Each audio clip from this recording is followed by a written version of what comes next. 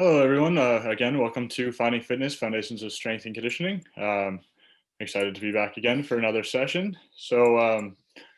Last week we started talking about a few different modalities of training that could be beneficial within the context of certain goals. So there's that gaining muscle, improving strength, or increasing power, weight loss, and general fitness.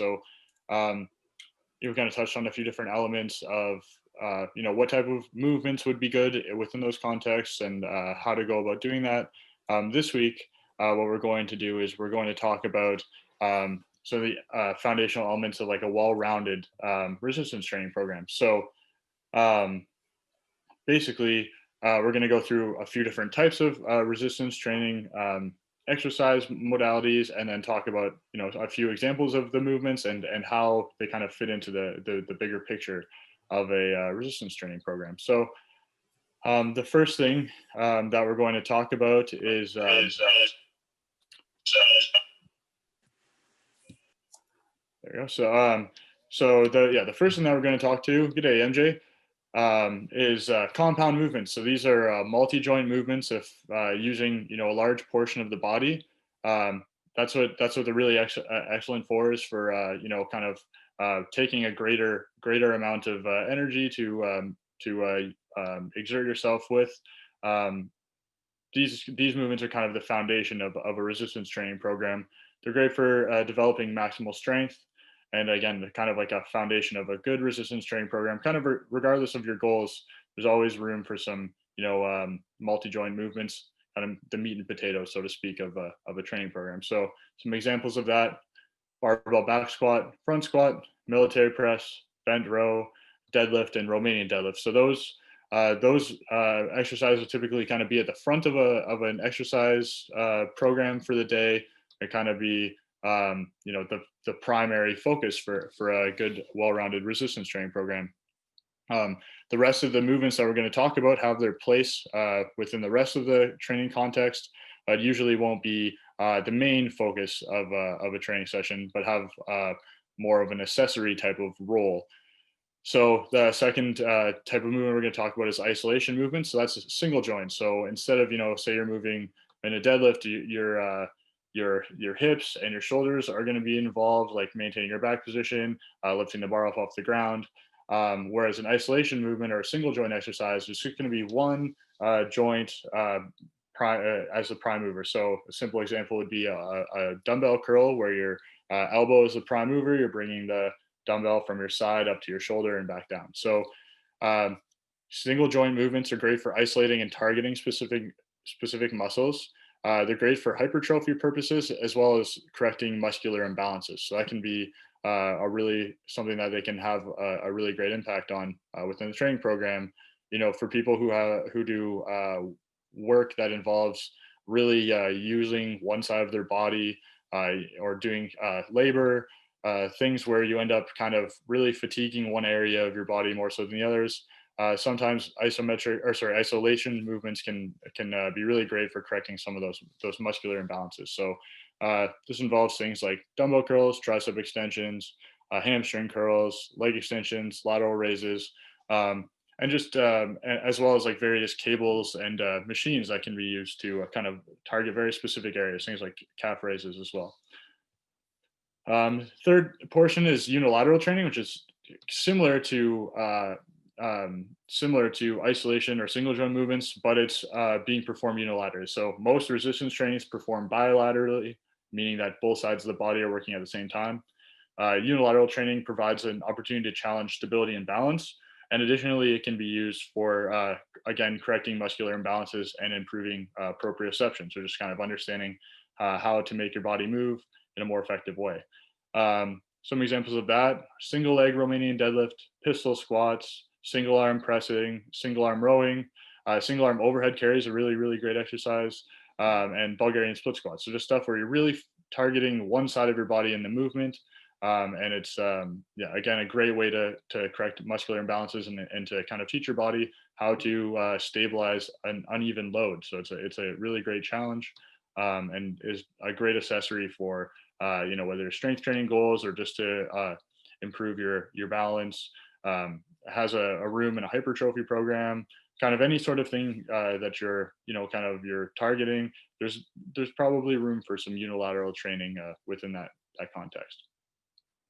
The fourth element here is core training. So I'll take a second to go through what the core is. It's commonly kind of mistaken to just be your abdominals. So some people know it to be their abdominals and their back, but there's actually more to it. So take a second here, kind of go through that, and then talk about different movements that can target specific areas of the core. So um, the core consists of the following muscles. So the transverse abdominis, so coming across, sorry, coming kind of across the abdomen, multifidus, then the internal and external obliques, which are on the outside, kind of stabilizing, your lateral rotation of the torso. Rectus abdominis, which is your, your abs, so to speak. Your rector spinae, which is the strong muscles in your lower back, and additionally your diaphragm, which is one of the kind of the thing that I want to touch on a little bit more. So your diaphragm is actually a part of your core as well, and this can be something that can have a really great benefit in the context of strength training, also just improving your ability to breathe in a healthy manner. So um, your diaphragm wraps around the back of and the lower portion of your ribs, kind of supporting. It's underneath your lungs and your heart. Um, training this muscle, like I said, can really have a really a much more significant impact on your core stability and on your overall ability to output strength than a lot of other things. And there's very it's not commonly kind of discussed or even trained. So um, training the core as a whole promotes improved stability and breath control. And again, like I said, breathing is an often overlooked part of a resistance training program. So here's a few examples of some core training that kind of targets each aspect of the core, as we just discussed. So McGill sit-ups, we've done these before in the training sessions here. They target the rectus abdominis, back extensions, and also what we've done here in our sessions are contralateral limb raises, as well as Supermans, which also target the rector spinae, as well as bird dogs as well. So these kind of movements really have, do a good job of targeting that lower back portion of the core. Side bends and side planks are great for improving the strength of the obliques, the external and internal obliques. Um, a really, really excellent way to train your diaphragm and your intercostals, or support your diaphragm, is laying down on the floor and actually blowing up a balloon. A lot of high-end strength athletes have put time and effort into learning how to breathe with the diaphragm because of how much it improves core stability, as opposed to taking short, shallow breaths that are just kind of going down into the lungs and back up through out through your mouth and your nose. So really interesting concept, often overlooked. Again, with balloon breathing, another thing that you can do is take 10 connected breaths and really focus on filling up your belly, so to speak, as you breathe. So doing it, focusing on learning how to do that deep diaphragmatic breathing. Really good part of a core training program. And the last one are VSIFs, that targeting the transverse abdominis, that rotation, teaching your core how to rotate in a stable and strong way without twisting too much with their spine. Really using the muscles in your core to change direction. The fifth segment is mobility training. So mobility training serves the purpose of improving the body's ability to move through ranges of motion.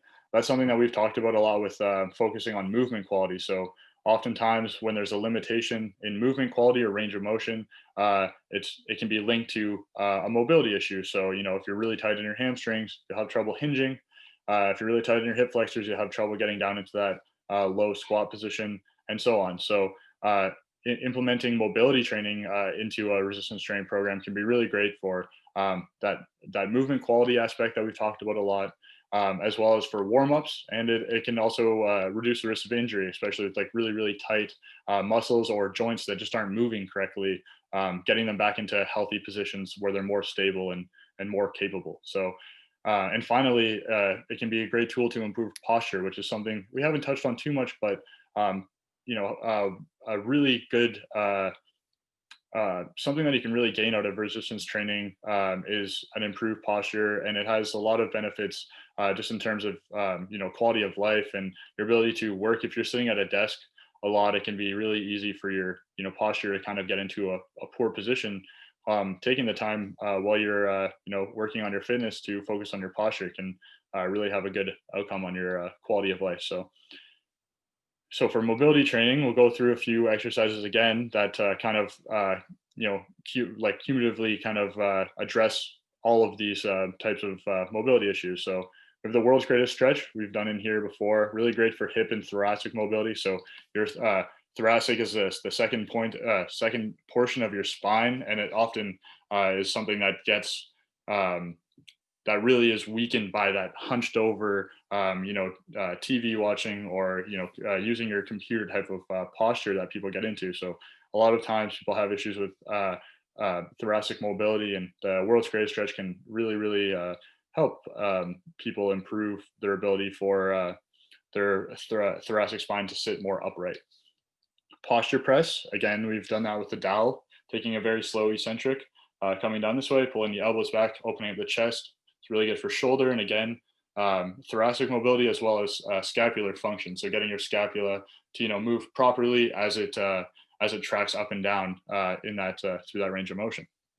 Squat and reach. So that's you're sitting down in the bottom position of your squat and you're reaching your hand up over your head. Again, great for the hips and the ankle and knee. And again, kind of a common theme through this is the thoracic mobility aspect as well. It'll allow your torso to teach your torso to stay more upright in that squat position, which can be a limiting factor in movement quality. When people are tight, they tend to really lean forward in the squat to try and lower their hips, but they're actually just kind of changing their body angle to get a little bit lower, get you out of position, get you into some bad spots that can again increase the risk of injury. For the shoulder, you got like figure eights, so where you're coming like this, moving through those different ranges of motion, as well as you got the arm circles of various sizes. So you have the smaller ones targeting some of the smaller muscles here, and then the larger ones where you're getting some lat involvement and some rear deltoid and some of the smaller muscles in your upper back as well. Making sure that that shoulder is able to move through its entire range of motion. And being a ball and socket joint, it has the most amount of instability because it's just sitting kind of like this. So having shoulder stability is really important. A lot of people end up tearing their rotator cuffs and having AC joint issues. Shoulder is kind of a very finicky joint. So developing stability in that area can be really important just for overall health, as well as pursuing those goals within your resistance training program. Excuse me. The last one are sphinx reaches. So that's where you're down in on your knees and your hands, and you're reaching your one arm out and kind of pushing your head down through, kind of like a single arm child's pose in a sense. Again, that's just working on that elbow stability, keeping that elbow extended and locked out, as well as your shoulder, and again, bringing the thoracic into play, and to a lesser degree, the scapular mobility as well. So those 5 exercises, we've been going through 5 of in each of these, just kind of make up a really good basis for performing some good mobility training within your training program. So the last exercise, or the last modality that we're going to talk about is plyometric training. So it's plyometrics is a great way to develop power without if you're a little intimidated by the Olympic weightlifting movements, you can do some plyometric movements with just your body weight. Great way to exert maximum amount of force in a short amount of time, which we talked about last week's definition of power. Improve your jumping capabilities, and again, talking about proprioception, just learning how to move your body through different spaces, learning landing mechanics, and learning how to say you're jumping up onto something, those types of things to give you a better understanding of how you can move within your own body. So some examples of this: box jumps, so just standing on the ground, jumping up on top of a box. Lunge switch, so you start in your lunge stance and then you push up and switch legs, so you go from left forward to left back, and right forward and right back. Counter movement jump, so that's just basically a vertical jump, but you keep your hands on your hips, so you're really focusing on that lower body power development, not using the momentum from your upper body to affect your jumping capability. An interesting one, it's actually very high intensity movements are depth jumps. So when you're jumping down off of something, it's actually a bigger strain on your body than doing a box jump because of the amount of force that you're landing with. So something to be done very carefully, very few reps, and very controlled environment, and definitely starting from a low height, even 12, 18 inches to begin. Really, really great for teaching your body force, like absorbing force and proprioception, landing mechanics, and those types of things. The last one is bounding. So that's when you're taking long strides, sometimes landing with a pause, like sticking on your one leg and pushing off to the other. Sometimes doing them continuously, where you're just kind of pushing off, pushing off, pushing off, pushing off. Really good for working through that horizontal plane in more of a running context, as opposed to working through vertical plane in more of a jumping context. So just to review, talked about compound movements, so multi-joint movements. Those are your back squats, your military presses, your deadlifts. Those type of barbell movements kind of make up the bulk of your training, and a big part of any type of resistance training program. They'll always kind of fit within your goals. Isolation movements, single joint movements, good for hypertrophy and muscular imbalances. Talking about curls and extensions, smaller ranges of motion, just moving through a range that's really targeting a specific area. Unilateral training, again, working unilaterally as opposed to bilaterally, challenging your proprioception, your balance, and your stability. Also can be used for improving muscular imbalances. Core, so just talking about, you've got all the muscles in the abdomen, as well as on the sides. So you got your obliques, and your you got your obliques, and then you have your transverse abdominis, as well as the muscles in your lower back. So you have the erector spinae, and then talking about your diaphragm around here, kind of supporting your breathing. And a big takeaway from today is kind of taking that into consideration when you think about core training. And then again, mobility, that's for the quality of movement. That's for, reducing the risk of injury, improving joint health, and a really great tool for warm-ups we're just going to get into in our training session today. And last but not least, the plyometric training, a really great tool for training power again, especially if you are just getting started and you're kind of, especially if you're on your own and don't have a coach for learning those explosive Olympic weightlifting movements with the barbell, which are something that's kind of has a bit more of a barrier of entry, as opposed to just coming in and learning how to do a squat or something like that. So yeah, those six foundational elements of a well-rounded resistance training program. You can kind of find a place for all of those throughout your training, regardless of your goal. It would just vary the amount of whichever ones that you wanted to do. So that's the lesson for today, and open up for any questions before we move into the training session. We'll wait for the chat there for a second, but yeah, that's awesome. Some comments there. I discovered Bulgarian split squats in the summer there. I love that exercise. Didn't consider that the core was that diverse as far as the amount of places that is considered for core exercises. That's just good stuff. Well, I'm learning a lot. So not seeing any questions here in the chat, so we're good to go. Okay, great. So I will get the camera set up here. So what we're doing for the first portion of our training session today, we're going to kind of go through some of these things that we maybe done less of in the past training sessions. So we're going to start off with 10 connected breaths, which we have done. And then we're going to do single leg toe touches. So we're starting to work on that unilateral element. And then we're going to do something called a thoracic bow. So that's another kind of mobility type of exercise. Again, really great for warming up. So we'll go through these. We're going to do 10 connected breaths, 6 single leg toe touches per side, and then the thoracic bow. I'll come and take a little break, and then we're going to work through 3 more little complexes here for the rest of the session. Make sure that my camera's set up. Good. Okay, so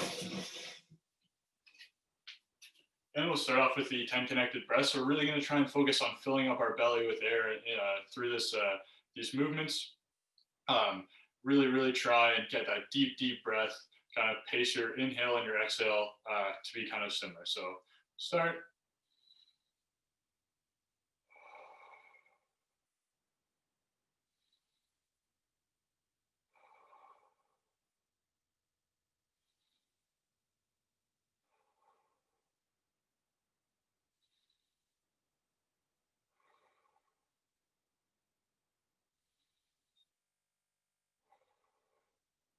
the nose, out the mouth.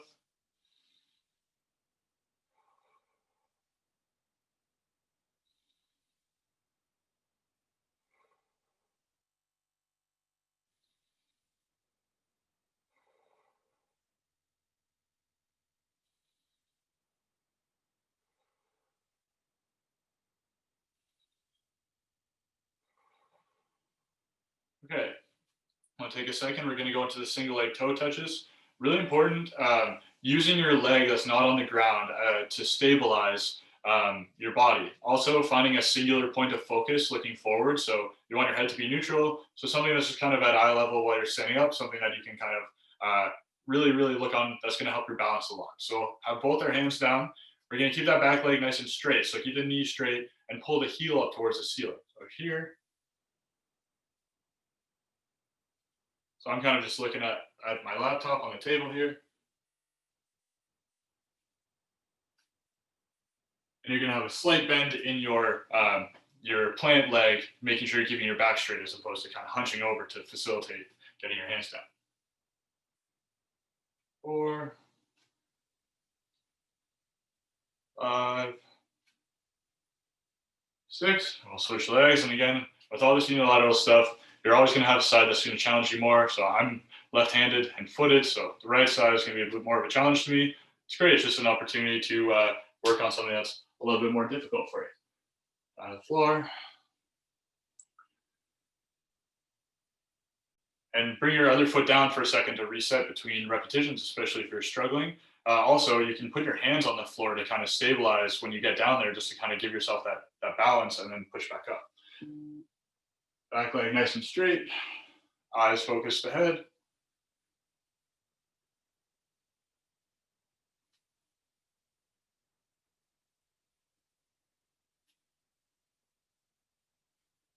All right, and then we're gonna go to the thoracic bow. So I think I'm gonna just adjust the camera here slightly.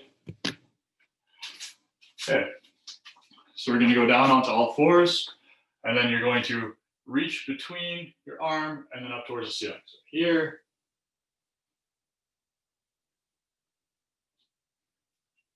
Very similar to the world's greatest, but without the lunge portion. Focusing more on the upper back. 5 on each side.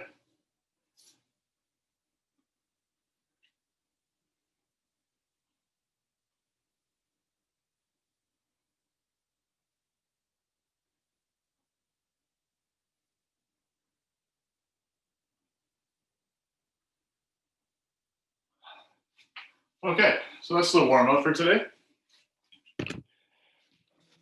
Take a second here. Yeah, so kind of, again, touching on some of those concepts that we talked about, the unilateral training, the mobility for getting prepared for movement, as well as improving the movement quality along the way. Today, we're going to do something a little bit different than in previous sessions. So the makeup of the session is going to be a mobility complex. We're going to go through 3 mobility exercises, kind of a continuation of this mobility theme for today. Then we're going to do a unilateral lower body and core strength circuit. So again, kind of focusing more on that unilateral element that we haven't touched on as much.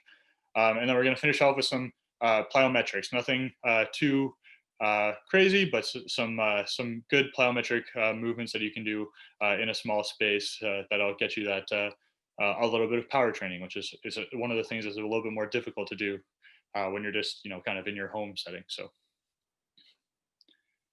For the mobility complex today, we're going to do a kickstand adductor stretch, the squat and reach, which we talked about, and then bent over T-spine rotation. So we'll go through those movements. I'm going to do for the adductor stretch, we're going to do about a 20-second hold on each leg. Squat and reach, we'll do 5 reps per side, and the T-spine rotation, we're going to do 5 repetitions as well. Sorry, excuse me. Take a drink here and we'll go through these this mobility complex.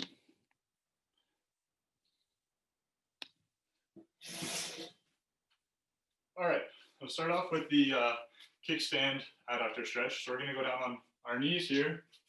We're going to take your one foot, send it out to the side, get it nice and flat.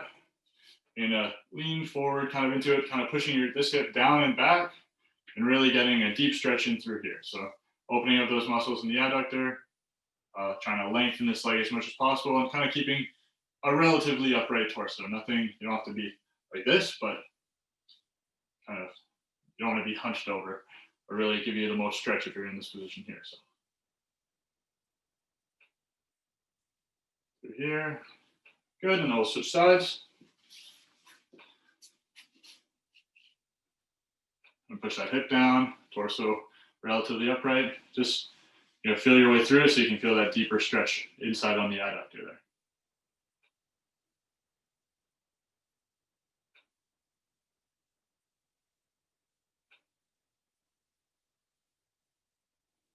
All right, now we're going to go into the squat and reach. So we're going to stand up, take our kind of our zombie squat stance here, toes out just outside of shoulder, or just outside hip width. We're going to squat down into our bottom position, grab onto our toes, reach up, switch sides, reach up.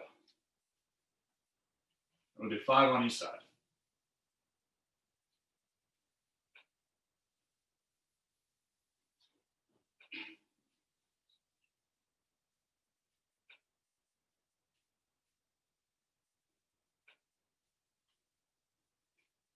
Good.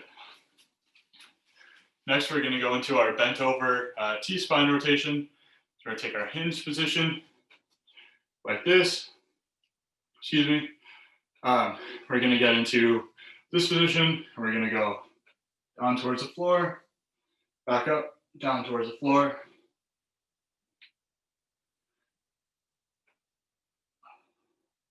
Five on each side.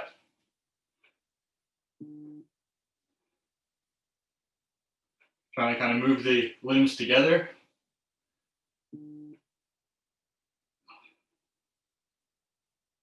Keeping that back nice and arched. Good. So for those who go through that circuit maybe 2 or 3 times, for the sake of these sessions, we've just been kind of going through things once, talk a little bit about the technical aspects of it and to demonstrate it once, but really good to go through that 2, even 3 times in a training session. Some really good full body mobility training. So.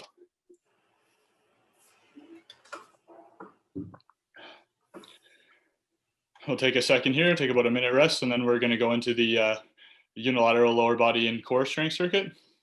And we'll work through 4 movements this time, kind of demonstrate each of those, and we'll talk a little bit more about the unilateral training, some of its benefits. So if you have one thing you'll need for this is a chair and a backpack. You don't necessarily need the backpack, would be really good if it's on hand. So if you need a second to grab that now, that'd be a great idea.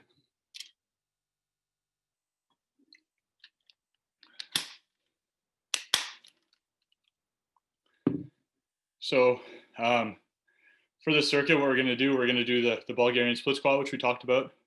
We're going to do a pistol squat, but just onto a chair. So, starting to work on that unilateral squatting motion, which is very difficult to do a full pistol squat without any support. You can also do them supported, kind of using like a wall or a chair or something just to hold on to and actually go down to the full range of motion. But what we're going to do today is to use the chair to limit our range of motion, just go through a smaller squat, kind of just to chair height. Then we're going to do a single leg Romanian deadlift holding the bag as our resistance. And we're going to do some shoulder tap holds. So we've done some alternating shoulder taps where we kind of go from side to side like this. This time we're going to do kind of a plank where we're just working that unilateral stability in the single arm. So we're going to do a 10-second hold. We'll do 2 repetitions per side. So we'll start going through now. Start with the Bulgarian split squat. Camera set up here.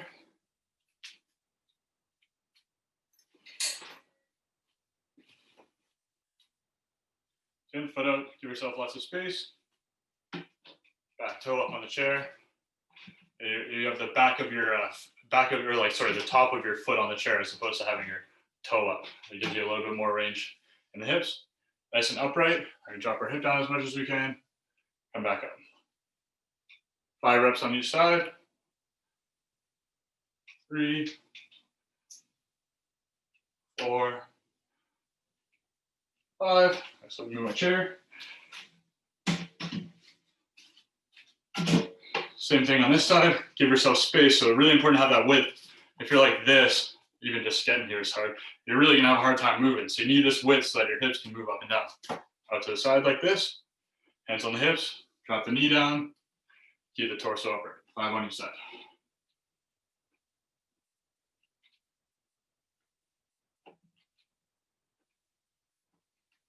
All right. It's really good. So now we're going to go into the pistol chair squat. So we're going to do, come out to the side here. So you're going to kind of have your, the leg you're going to be squatting on in line with the chair. Have this one kind of off to the side a little bit. Hands out in front of you. Actually, make sure you're in the middle of the chair so you're not falling off the side, but hands out in front of you. Leg on front. Lower yourself nice and controlled. Sit down. Stand back up. Same thing. Leg in front of you. Nice and controlled on the way down. Back up.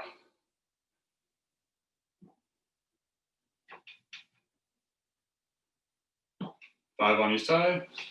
One more. Good. And when you sit down on the chair, the same way as putting your hands on the ground gives yourself a chance to stabilize. When you're doing the floor touches, sitting down, really make sure you take a second to get your foot in a good position to drive your weight back up. Same thing on this side. Hand in front of you. Nice and controlled.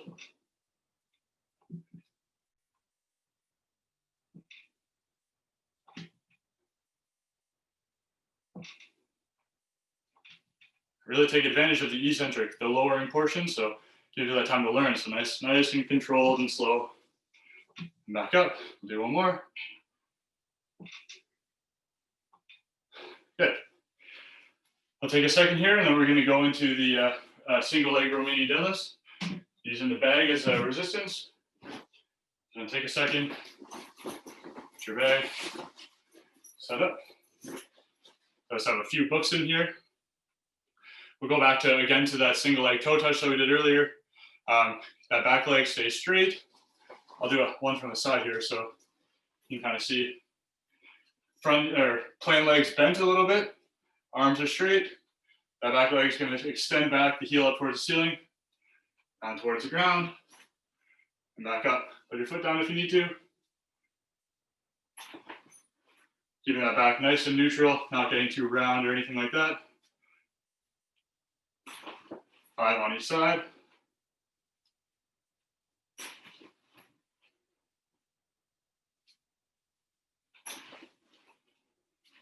And we'll switch sides. Bend the knee. Back leg straight.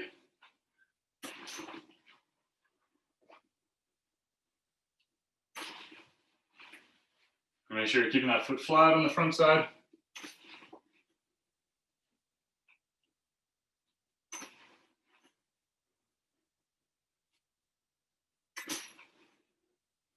Good. We'll take a second here. We'll do the alternating shoulder tap holds. So I'll see. Do them from the side again. So I want to keep that nice strong push-up position. The only thing that's moving is the hand. We're going to hold here 10 seconds and we'll switch sides. We're going to do 2 reps on each side. So 10, 10, 10, 10. Here, nice and strong, lock everything in.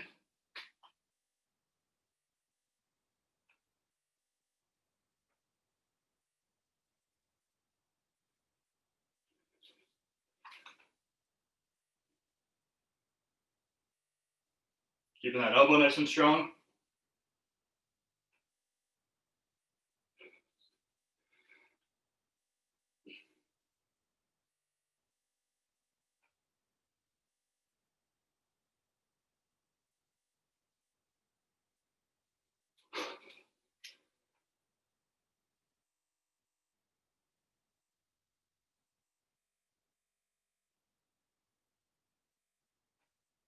Good.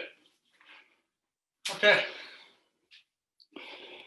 It's a tough little complex there, really challenging for the lower body and then the core at the ending. So take a second again. We're going to go into the plyometrics segment. It'll be the last little portion of the workout for today. So again, if you're doing this full workout following at home, do the mobility, to go through the warm up once or even twice if you'd like. Mobility complex 2 or 3 times. Then the unilateral, this is kind of like the core element of this training session. So you could do this one 3 or 4 times. Then going into the plyometrics. It's really important when you're doing plyometric stuff to not do too much volume. You want to only do as much as you can with a good level of movement quality. So plyometrics is not the time to do sets of 10 or 15. Really good time to do stuff like 3 sets of 3, 3 sets of 2.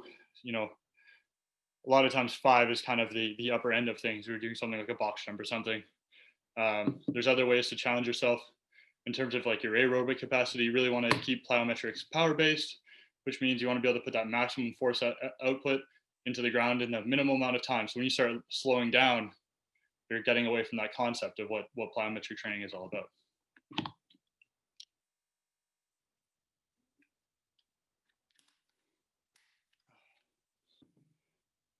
So we'll do,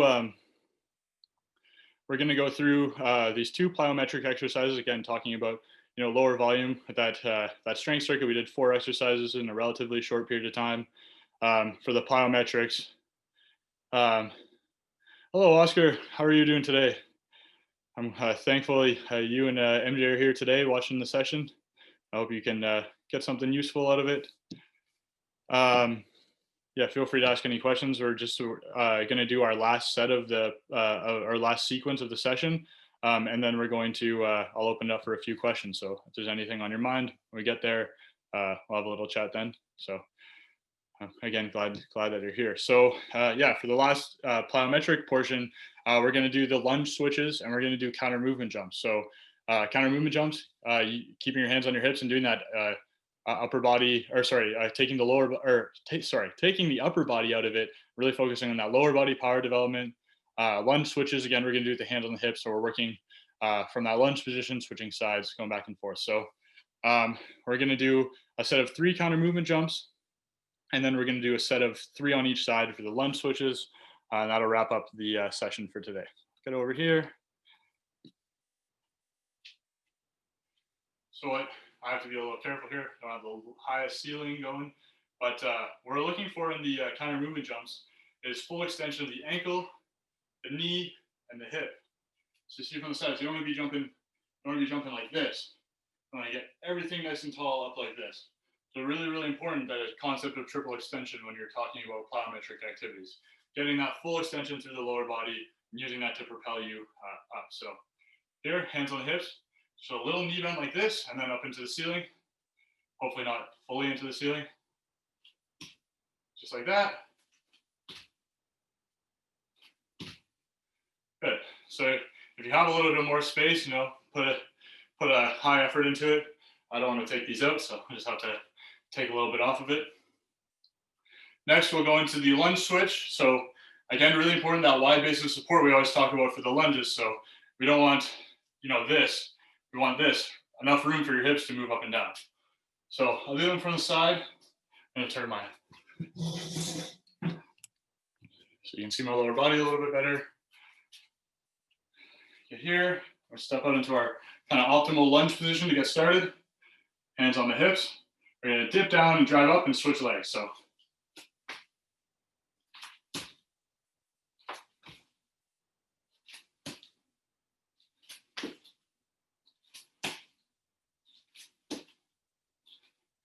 good. And so that's that for the plyometric portion. Really simple, not a high volume or anything like that. Just making sure you're moving well. So always starting with that movement quality foundation. So that makes up the training session for today. Kind of really touched on some of the elements that we talked about in the educational aspect of the session today. We've done a lot of strength work. We've done a lot of core stuff.